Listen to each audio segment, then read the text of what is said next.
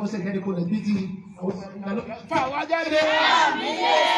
Gbogbo fáwọn Yorùbá ní sọ̀rọ̀ lù wọ́n bó ń lọ. Gbogbo fáwọn Yorùbá ní sọ̀rọ̀ lù wọ́n bó ń lọ. Ó yá láwọn ajáde ní wa. Láwọn olúwa. Láwọn olúwa. Láwọn olúwa. Láwọn olúwa. Láwọn olúwa. Yorùbá ní sọ̀rọ̀ bó ń lọ. Wọ́n fẹ́ lè rí Yorùbá. Yorùbá sọ̀rọ̀ wọ́n fẹ́ lè rí Yorùbá. Gbogbo mọ́tò dá wa dúró. Gbogbo mọ́tò dé wa lọ́wọ́. Gbogbo mọ́tò kó pa. Àbàdé délẹ̀ lórí ẹ̀rọ láti wọ́n dá ní wá. Gbogbo ní fún orúkọ olúwa.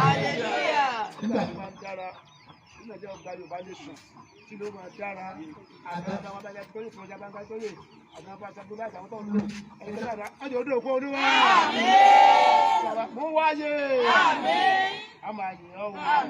Gbogbo ní fún orúkọ olúwa. Jésù Kristi olúwa wa. Àmín, àmín, àmín lórúkọ Jésù.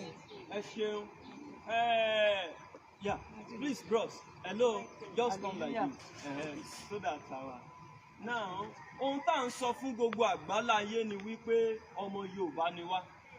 Ohun tá à ń sọ ni pé orílẹ̀-èdè Yorùbá la jẹ́. Ohun tá à ń sọ ni wípé 1914 amalgamation ó ti expire ní 2014. Nínú dọ́kúmẹ̀ntì ọ̀dẹ̀ ti wà ń bẹ̀ pé tí ò bá tẹ́ wa lọ́rùn mọ́ oníkálukú lè máa padà síbi tán ti wá kán tó so wá papọ̀ mọ́ Ìgbò àti Haúsá. So à ń láyọ̀ láti sọ fún wa gbogbo àgbáyé pé gbogbo ọmọ Yorùbá ń sọ wípé our national interest, quest and goal is Yorùbá nation. Káàkiri gbogbo àgbáláyé. So Yorùbá nation we go.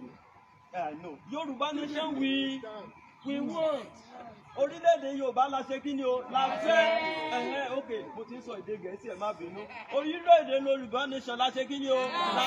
Ẹ jẹ́ ká sọ dáadáa, orílẹ̀-èdè Yorùbá la fẹ́. Yorùbá nation no going back. Yorùbá nation no going back. Yorùbá nation no going back. Tí n bá ti wá sọ pé yọ̀ǹkà ẹ ní àlàáfíà fún orílẹ̀-èdè Yorùbá.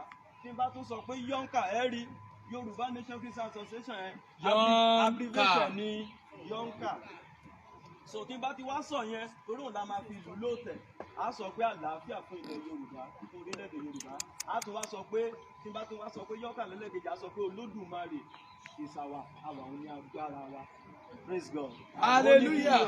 Ó ní agbára wa. So nípa oore ọ̀fẹ́ Ọlọ́run àwa ọmọ Yorùbá a ti ṣetán à ń sọ fún gbogbo àgbáyé we are telling the whole world that Yorùbá nation we want. 1914 amalgamation has expired in 2014. Yorùbá nation is our national interest, quest and goal and nothing more. And that is why our father Probanji Akintoye that is leading us ní Yorùbá self-determination ní ká jáde ká máa fi ẹ̀kọ́ yìí ká máa fi kọ́ra wa títí dìgbà tá a dé ilẹ̀ ìlérí. So lágbára Ọlọ́run gbogbo eléyìí tá à ń ṣe ó ń lọ káàkiri gbogbo ilẹ̀ Yorùbá pátápátá lóníkàlùkù ń ṣe. A sì ṣe kan ní kinní lánàá Òṣòdì side lánàá. So káàkiri bẹ́ẹ̀ Olúwa ràn wá lọ́wọ́. Adélẹ̀ ìlérí láyọ̀ àti àlàáfíà. Ojú wa ní tìyín o. A kí yín o àti gbogbo ìjọ. Yorùbá nation no going back. Yorùbá nation no going back. Yorùbá nation no going back. Jọ́ǹkà mò ń bọ̀ sà. Àá tún wá sọ pé tí n bá tún sọ pé Yorùbá nation àá tún sọ pé now. Yorùbá nation now. Yorùbá nation now. Please, let's sing. Yorùbá nation now. Yorùbá nation now. Yorùbá nation no going back. Jọ́ǹkà peace.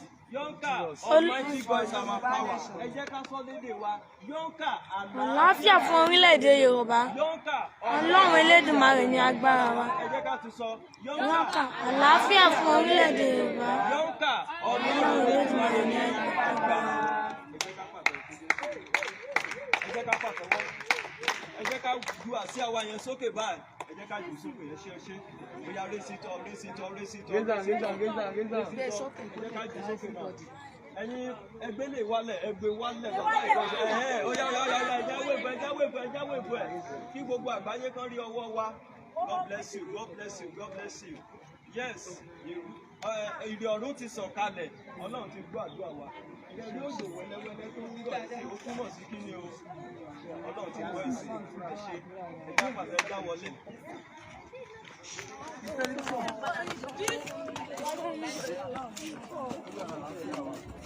Ń ṣe dáadáa.